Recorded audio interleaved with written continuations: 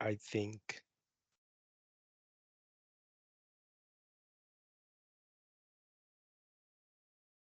Yes. So hi everyone, welcome to the RISE presentation. Today we're talking about power and communications hosted by the Tampa office.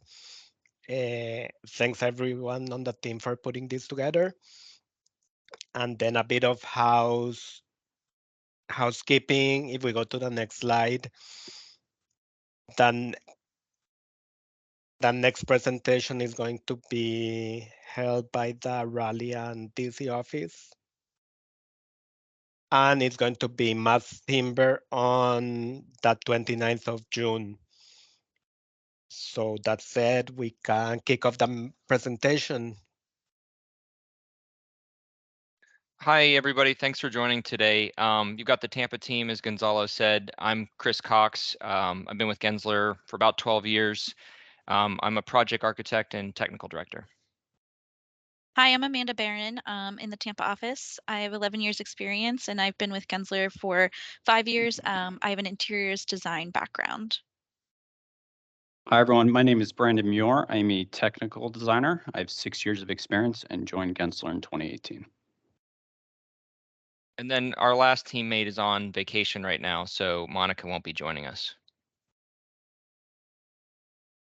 So overall objectives to learn about power and communication distribution systems, to learn how these systems are documented, to understand design considerations when using these systems, and then understand the technology considerations like Revit implications when using these systems. The presentation generally goes from like power generation through like the device that you might find, and then architectural considerations when documenting or using Revit technologies to document as well.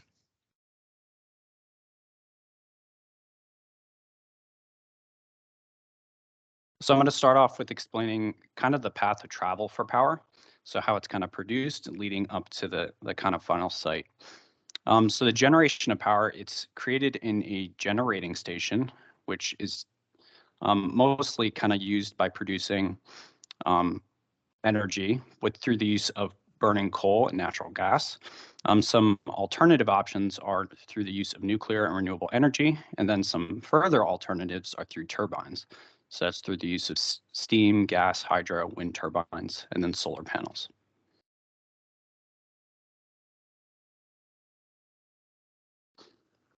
So then leading from the kind of production of power to the distribution transformers, there's two kind of main types.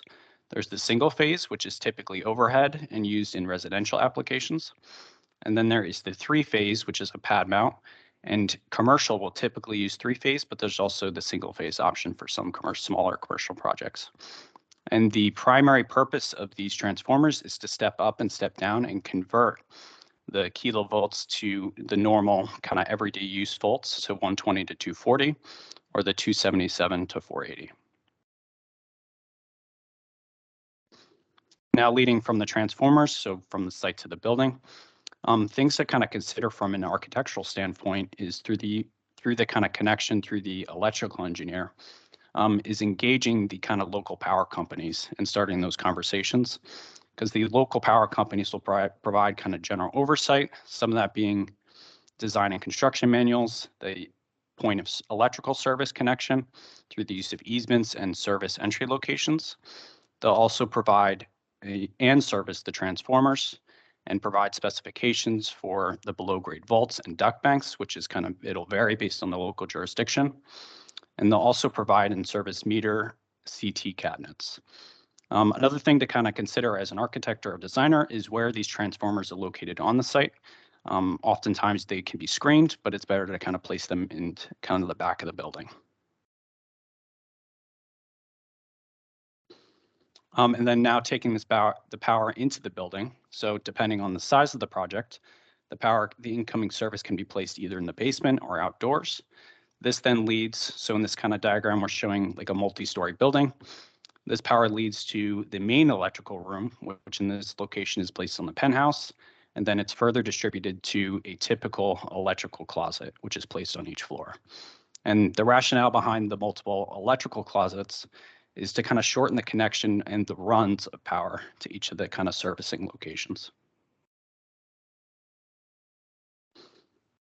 So the main electrical room, so kind of what's inside of it, it acts as the point of service, which is the connection between the utility and the building. And then within this room, there's certain different types of equipment. So there's switchboards, which switch the power to the main circuits. There's a disconnect switch, which shuts off the power.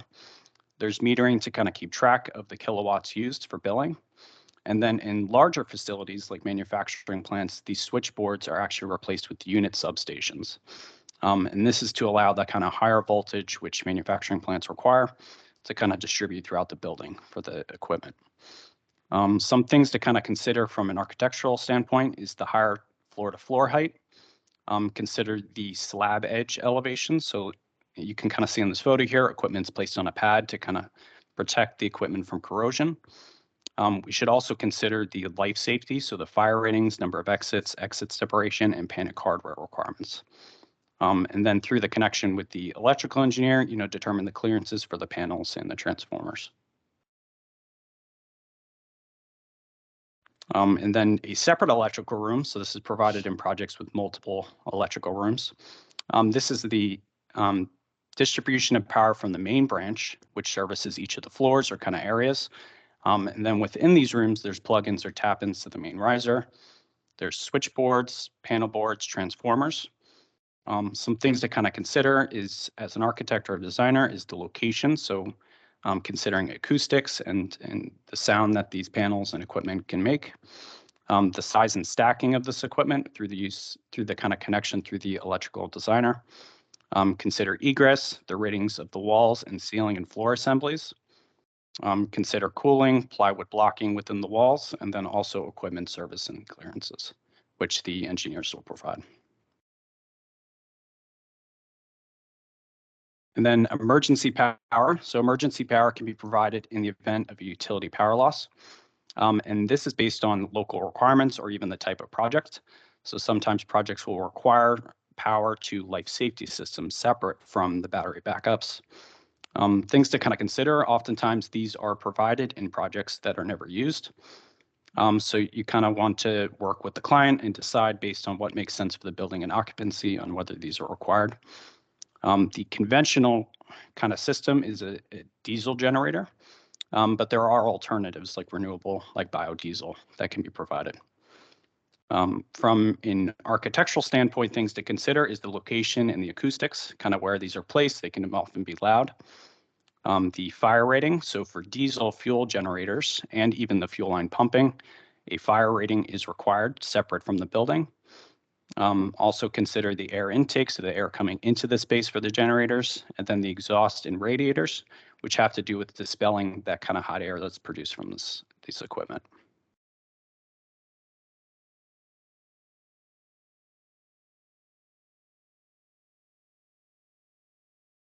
Okay, next we're going to talk about the distribution and how that power is getting from those electrical rooms to your actual devices. First, with the line voltage, this is the common distribution paths and different ways that these are getting to your rooms. So the first type is an FMC, which stands for a flexible metal conduit. This is a type of cable that is common wire for commercial work. This wire includes soft copper conductors with an aluminum protection jacket. It can be finished through the tight spaces and is approved for concealed and exposed applications.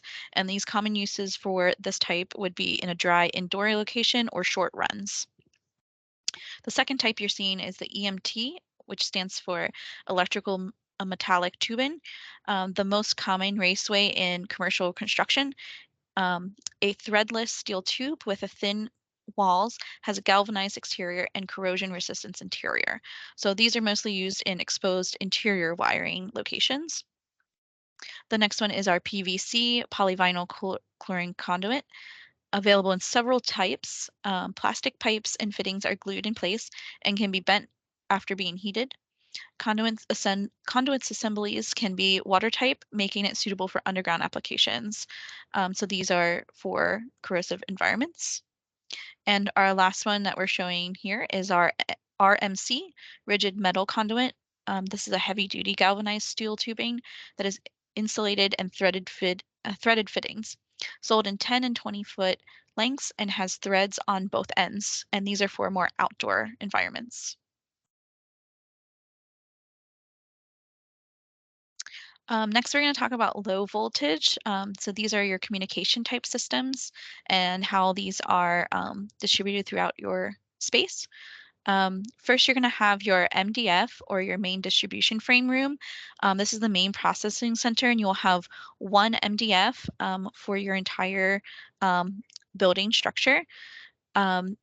After the MDF, they go to the IDF or intermediate distribution frame rooms, and you're going to have 1 to 2 of these per floor, limited by your cable length.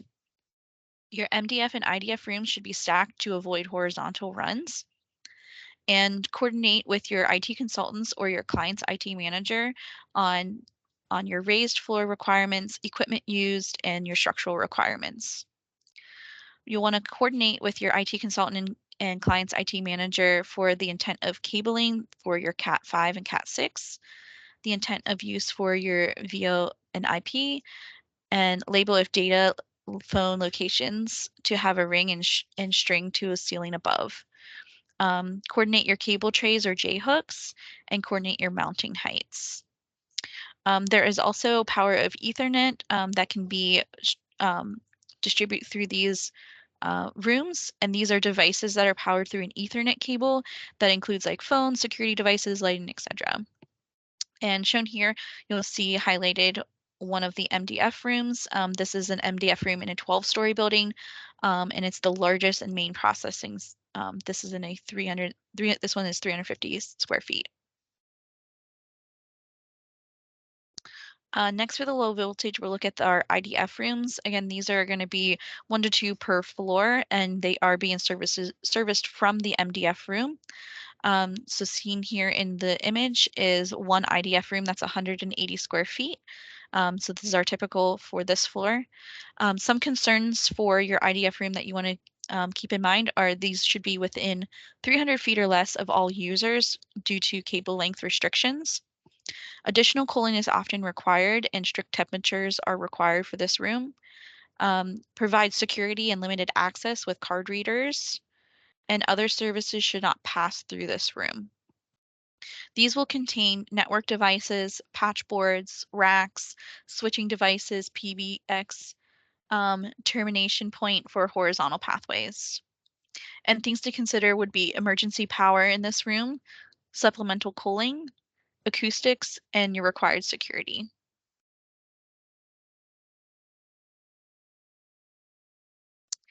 As these are leaving your IDF rooms, you'll have different ways of traveling the cables to your actual tabletop devices. So from your IDF, you'll have conduits or EMTs. So these are those pipes that we were talking about earlier that are running through your building. You may have them running with a cable tray above, or a J-hook is another alternative way of getting those to your devices. You want to determine by your local code requirements and owner requirements and consultant recommendations on how you're bringing those cables to your tabletops, and consider the following for large inaccessible ceiling areas. You may want to use an EMT conduit. For anticipated access required to the cable, a cable tray is a good option for that. And the budget friendly is the J-hooks.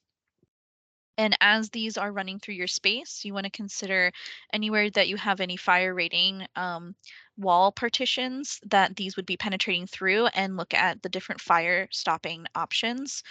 Shown here, you'll see the cable tray running through with the fire stopping blocking, and then this other one has them penetrating through the wall that's infilled. Okay. All right, so next we'll look at devices. We've kind of gone through generation, distribution, and now these are the end devices that you, as a user, would interface with. What we've got here is from left to right, we're going to look at the symbol as it might look like on a Gensler standard power communication plan, and then moving to the right, what the device looks like, and then what it physically looks like installed. Some notes are that, we have a front end sheet in our general front end that shows all of these devices and names them. Often the names of these devices get thrown around, like, oh, put a floor box in, or do a poke through, or do a stub up. And I think it's important to be intentional about the language you use, because if we build a consistency with the way we talk about these, then our internal teams can do better about knowing which device goes where. The first one, which is noted with the double circle in the Gensler symbology representing a flush device. If it was a single circle, it would be a surface mounted device. This is a flush floor poke through device, or a poke through in industry terms. It's a self fireproofing device. They're often rated 1 to 3 hours with a junction box below for making connections. So someone simply, contractor cores the floor, plugs it with this self fireproofing device, and then the electrical contractor can make a connection below for line voltage and low voltage. And then what everybody sees is just a nice box that can flip open. These come in a lot of different flavors. These can kind of serve a lot of our above slab needs for power and data. It's probably the most versatile device. When we start feeding systems furniture, like workstations, we have a similar device, but we use two symbols. The double circle here representing a poke through floor system or floor device for system furniture. This would be the power side, and this would be the voice data side. And kind of what it looks like pre-installed and then installed, we're seeing a furniture whip, the power that gets fed to your furniture system, and then the low voltage that would get pulled through your workstation panels, or however it's being arranged. The next device is called a flush floor mounted device. I think in the industry generally calls this a floor box, but this is one that gets tossed around a lot. When we talk about this device, we're talking about a device that would physically get a square cut into your slab, or would be cast into a slab. Slab on grades that are like new construction will often have these, prepped and readied and poured as part of the pour. The image we're seeing here is a retrofit on a slab on grade, where someone would have to physically cut and trench the entire concrete slab, run PVC conduit underground to it, and then pour it back. So these are reserved for generally slabs on grade, or careful use above slabs if you've got a structural engineer to help you make this size of a cut. The next ones are called surface mounted conduit or stub up. Everybody says, just put a stub up to that reception desk. So what we're talking about there is literally kind of, as Amanda has shown, conduit stub ups. So it might be EMT that's 1.25" pipe just coming right up through. The different symbols represent power, voice, and AV. And when we look at it installed, this is, again, new construction project. This is probably an elevated slab, and you're seeing the conduit being run in the slab and then turned up or stubbed up. And then we're seeing a final construction photo, which, this might serve a pantry island, or this might serve a reception desk. And it's literally, pipe that they can pull through.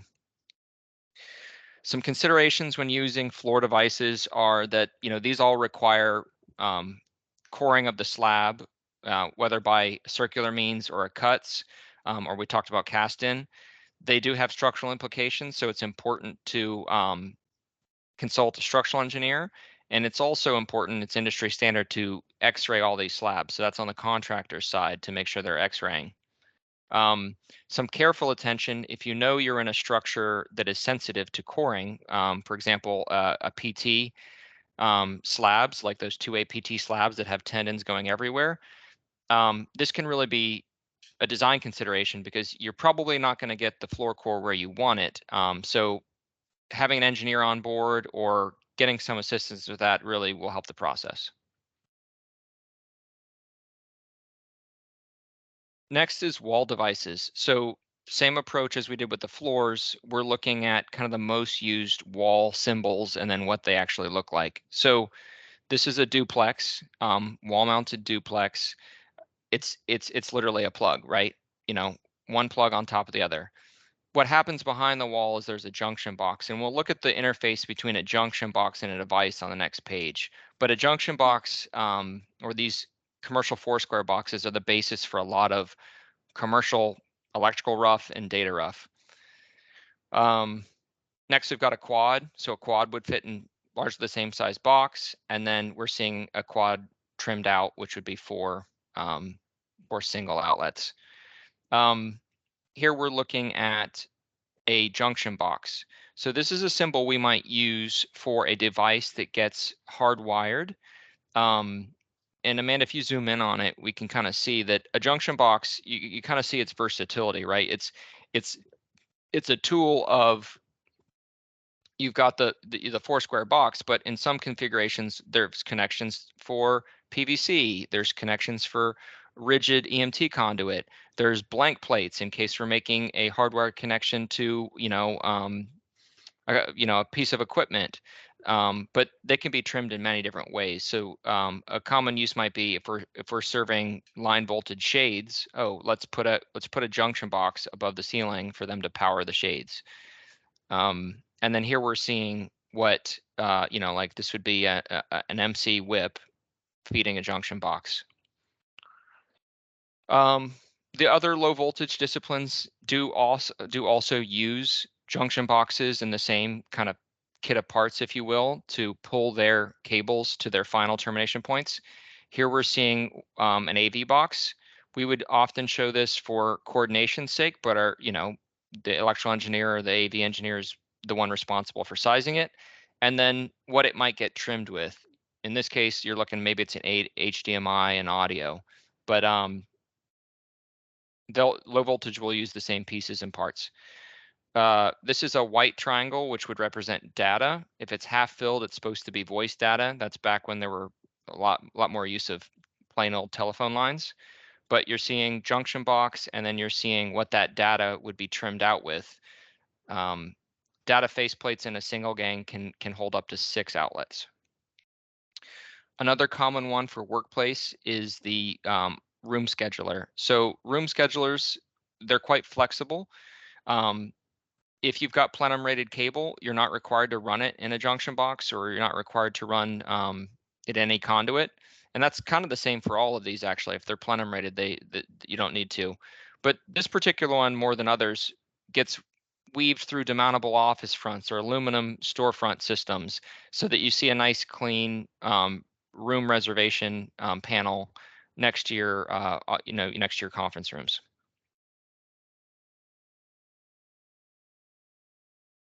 This is a little bit of a look of the relationship of these devices. Like when we see a device, when we're walking through a space sound punch list, you really just see the faceplate and the backside of the device.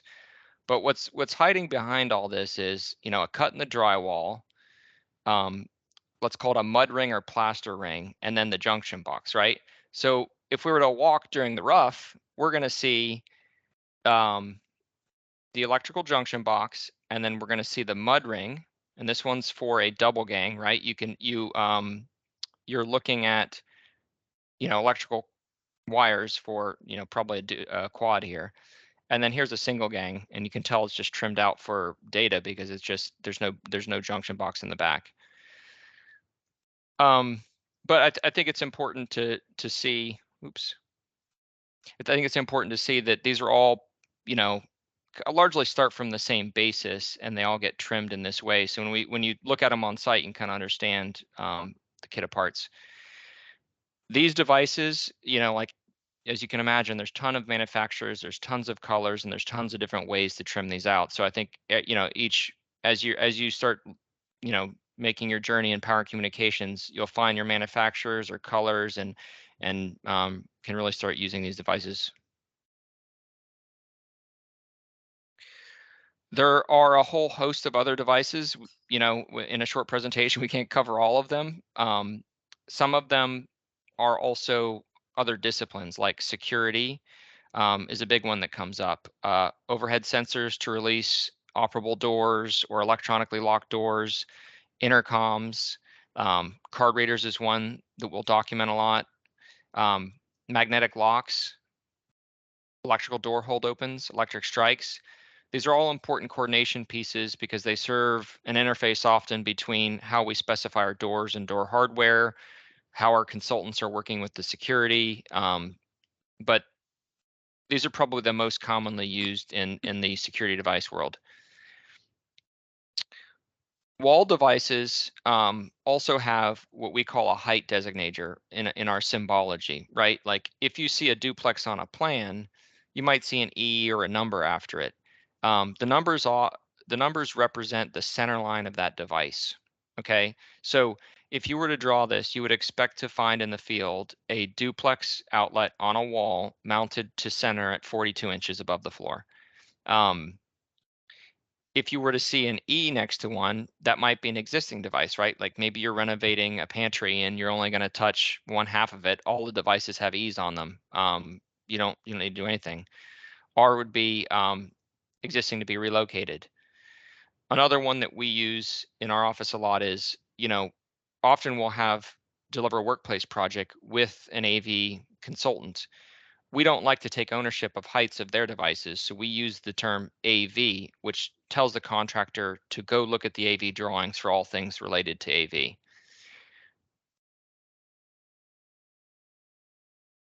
And then kind of along the lines of mounting heights, the Gensler typical set in the front end, the G sheets, we have typical mounting height diagrams.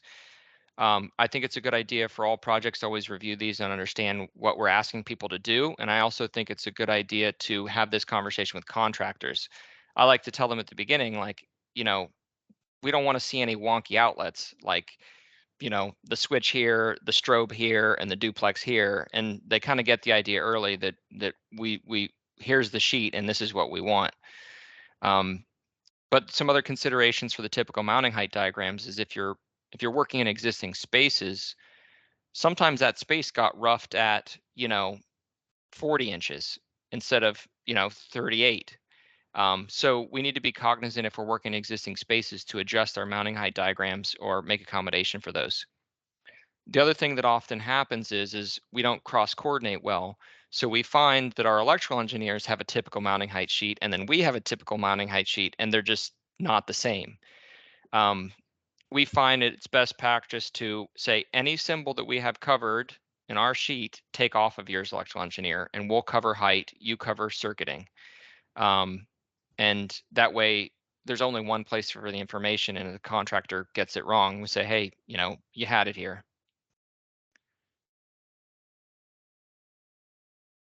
This is an image we thought would be helpful for everybody to visually see what you might find in a construction walk. Like it's good practice to do a walk before wall closure. It's where a lot of mistakes can be caught, both by us and our electrical engineers or our consultants. So this is just kind of a little smorgasbord of what we've talked about so far. First one here is, this is a pantry, right? This is a commercial workplace pantry. The sink you can kind of see roughed in here. This one's got a big pantry island. I think we had just some power below, but here you're seeing some conduit stubbed up for that pantry island. Some of the distribution wire you're seeing MC, so that's that jacketed aluminum wire heading to a junction box with a single gang ring for an above counter duplex.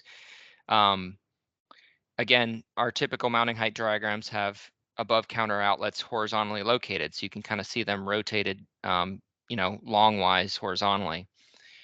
We're seeing fire rated blocking for, in this case, millwork, or in this one here, for a TV or an AV display. We're seeing EMT conduit, so that's that hard pipe serving some of the low voltage and power feeding a TV. So that's so you can pull those cables right through that pipe. And then these AV wall boxes are getting more popular. This particular one I think is about 12 inches square, so they can put a lot of devices or sometimes even cable TV repeaters in there. This project had cable tray. So one of the things Amanda was talking about, your different options. You're seeing the blue low voltage wires, categorized cable running through a cable tray. We're seeing another bit of low voltage here, which is red fire alarm conduit. So that's technically low voltage. and you kind of see it painted out in red.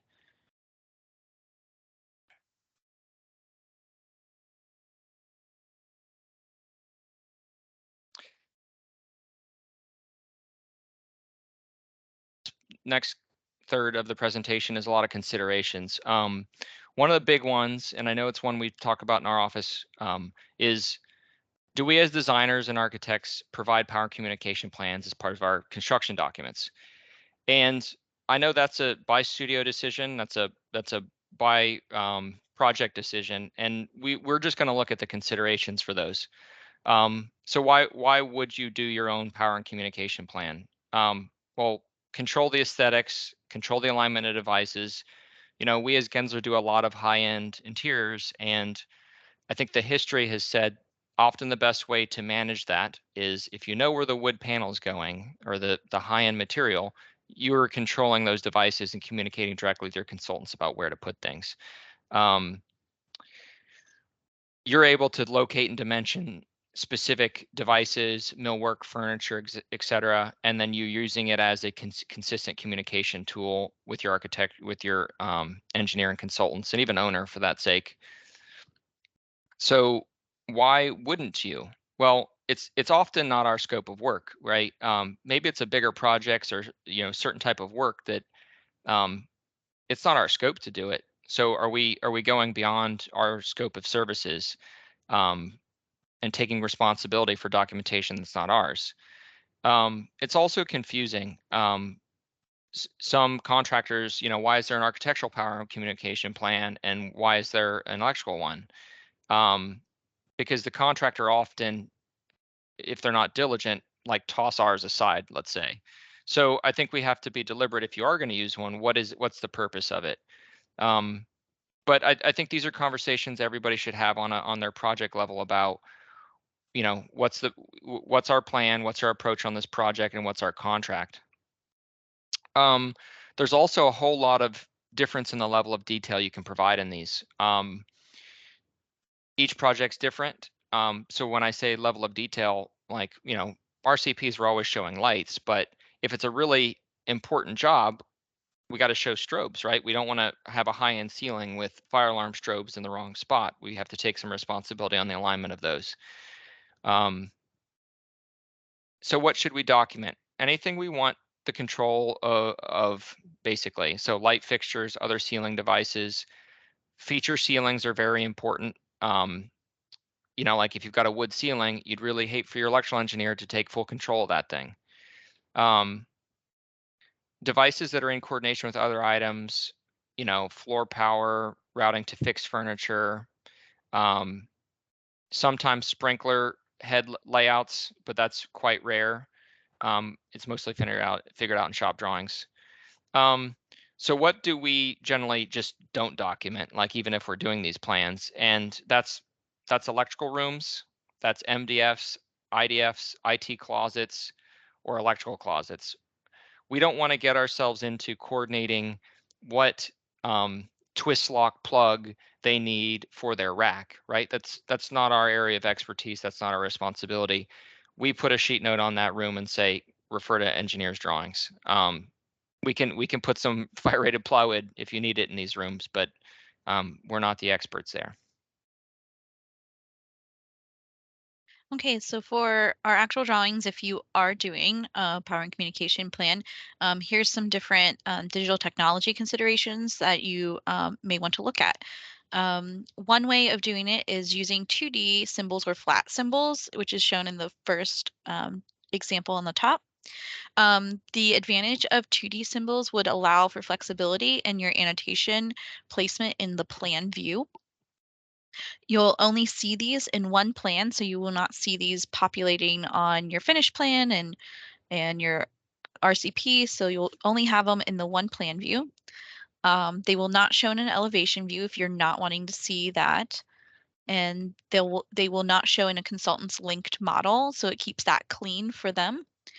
And you are able to show stacked devices or devices that are above your cut plane that may not be visible with a 3D element. With 3D Revit components, these are a live 3D family. They are taggable and scalable. They will show in your elevations automatically if that is something that you are wanting to see. They will show in your consultants linked model as well if you want to have them see that for coordination purposes. You can assign the heights live and in the tag. They will show in every single plan, so keep that in mind that you will need to turn them off in your visibility graphics. And devices are placed above cut plane may not be visible in your plan view. Like I said, in the 2D version, you will not see some of those, so keep that in mind. You may lose some of those devices if they're above that plane. And devices will be hosted to a wall, so if your wall is deleted or removed, that device will also be removed. So please keep that in mind and keep an eye on if you are losing some of your devices. As you work with consultants, look at all your consultant coordination that you are coordinating back and forth, and consider reviewing the contract with your consultant to see who is responsible for what in the drawing set, and the level of design that each consultant is to provide. Fill out a BIM execution plan so they understand exactly what they should provide inside of the model.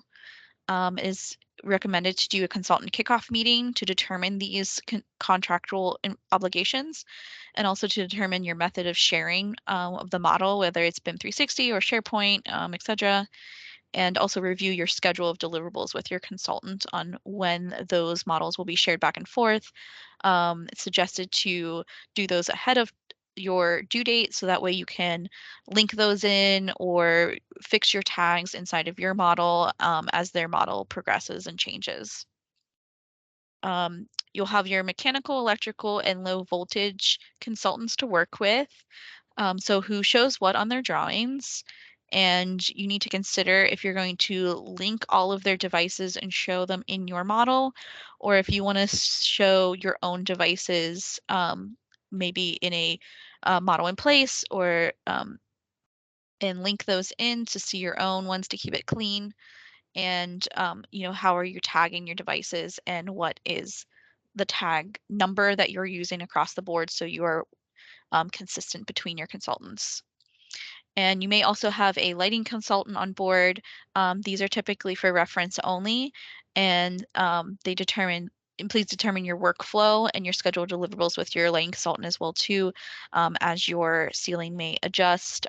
Their lights may be behind the schedule, and they'll need time to adjust those.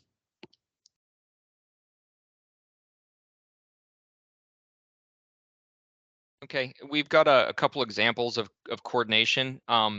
The first one would be a complex project. So this is one that we referenced before. It's a 12-story office building. So this scenario is you kind of got every consultant. You've got electrical, got your MEPs, you've got a security consultant, you've got an AV consultant, you've got an IT consultant, right? That's a lot of people drawing similar things. Also, this particular project, we were contracted to do power communication plans as it was a requirement of our MEP. So we had the base plan, we had power outlets, data, and AV devices. When you went to electrical drawing, you would see very similar symbology. They literally used ours, but they're adding circuitry, device type, all the things that we don't cover, right? We're just saying, hey, there's a flush floor device. They're saying this is what it is and this is what the power is. You're seeing, generally circuiting and locations. Technology plan, you're seeing the location of the cable tray. You're seeing each of the voice data connections and what those are and where they come from. Audio visual, you're seeing elevations of the AV screens or displays. You're seeing the type of touch panel interfaces. You're seeing the type of wall box. So they're covering the AV. Security is a little zoomed off. They're showing security cameras, electric locks, and card readers. Now we're looking at the same project, just the RCP. So as Amanda said, there's a lot of conversations and coordination to be had about who's showing what symbology wise. Here we did show the MEPs like thermostats, all of their diffusers in a live link model had a longer lead projects. We're able to kind of on a weekly basis refresh our drawings, and if something shifted, we could identify that. But from a ceiling coordination standpoint, the architectural plan is showing by reference the MEPs. We're holding the light fixtures, scheduling the names and numbers, locating and dimensioning where required. And then our consultants are similar to the last one, showing, occupancy sensors, solar, solar sensors, switches, all the switch packs for the low voltage control of these lights. The MEP is showing the thermostats, the CO2 sensors, all the fan power boxes, everything else. They have a fire alarm drawing representing the ceiling mounted strobes and horns. And then security has the same drawing, which is cameras and card readers. For this project, this is a little bit more of a simple coordination where the majority of our consultants were in one team and within one model. So for here, we are using 2D symbols to locate where we would like a lot of those devices to be shown. And we're also calling out with maybe a sheet note on the colors that we're wanting for any specialty areas. On the right, you're seeing the electrical power plan, which is showing all of those devices, plus again, some of the additional information that goes with those. And then for the ceiling plan, we housed the lighting fixtures in our model as well. And we are not showing any of the mechanical devices in the main area. We're just showing the typical locations. And you'll see in the right side, you'll see the mechanical HVAC plans, the fire alarm plans, and then the electrical plans houses the lights and also any switching locations.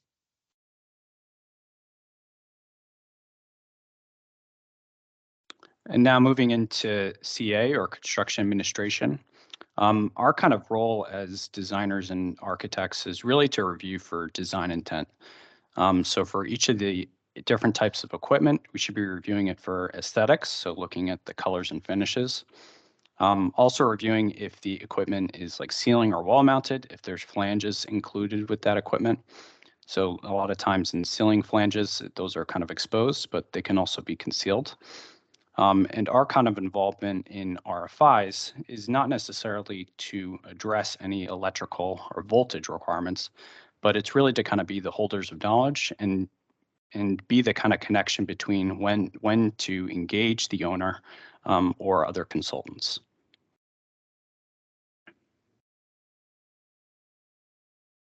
So that's our presentation today, and thank you guys for joining. I think we've got a little bit of time if Gonzalo, if we want to ask questions, or I don't know how the general format is, but Yeah, thank you, if anybody guys. has anything. Thank you guys so much. I think it was a great presentation, so big kudos. So there's a few questions on the chat. I can read them.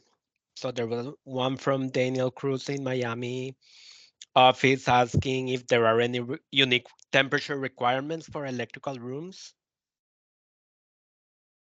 That's a interesting question. I don't have the answer to that one. I would say ask your consultant. Electrical rooms tend to be less sensitive. Most of the time they're able to exhaust them passively or an exhaust fan. But that's going to come down to your room and work with your consultant on that one. Yes, agree. And then there's a lot of kudos about the floor device page. I have gotten people from other chats saying how good that slide is and useful. Then there is a comment about like keeping an eye on the poke through devices that are above if you have an open ceiling, so they may not be like you may not have control about them.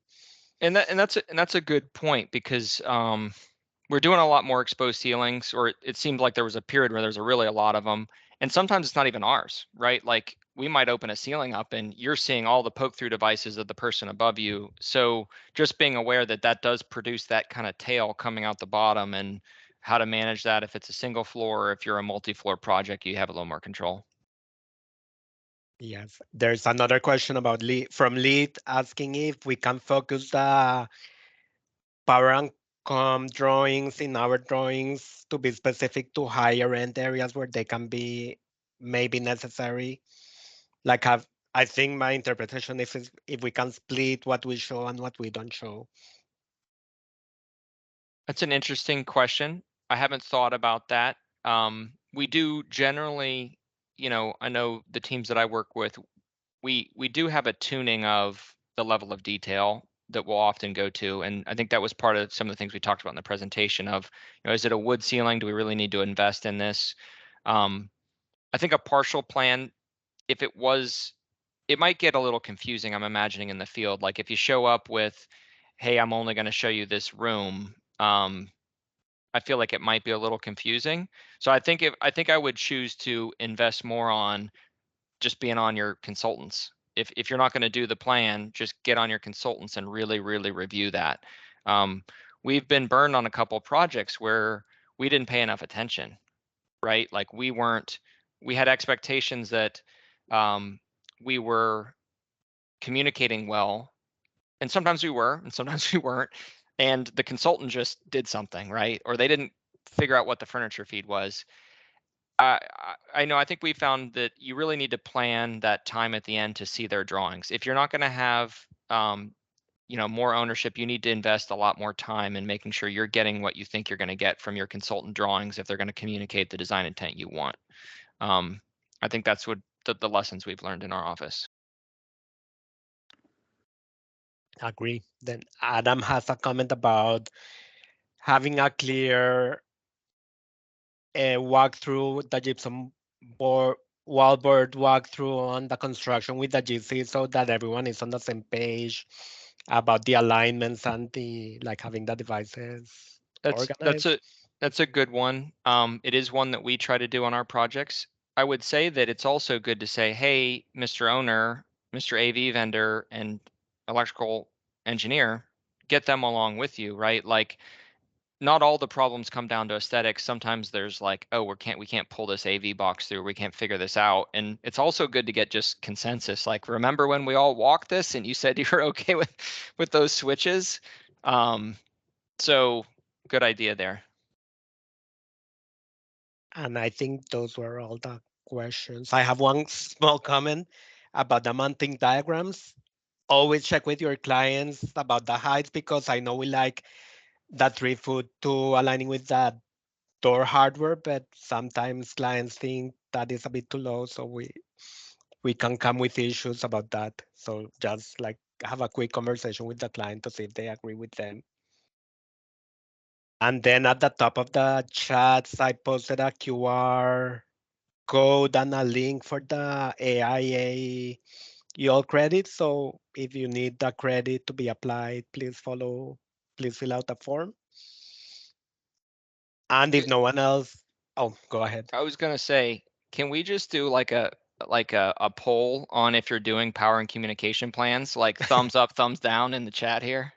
This is more just for entertainment value. That's a good idea. But because I know we heard from the region, don't do them, and you hear everybody's doing them, or we're not doing them, or I'm just interested to hear some of the other offices. I can add a chat comment, and then people can like it. Okay.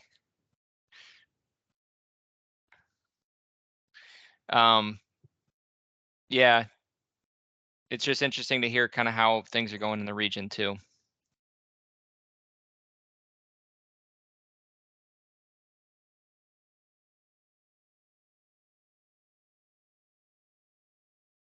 Oh yeah, there's someone from IT said, please do them. Okay, that's good to hear. Oh, there's Leith, liability.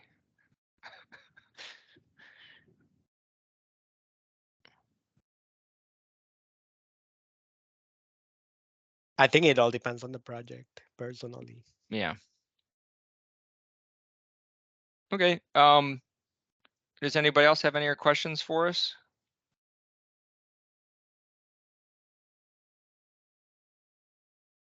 Okay.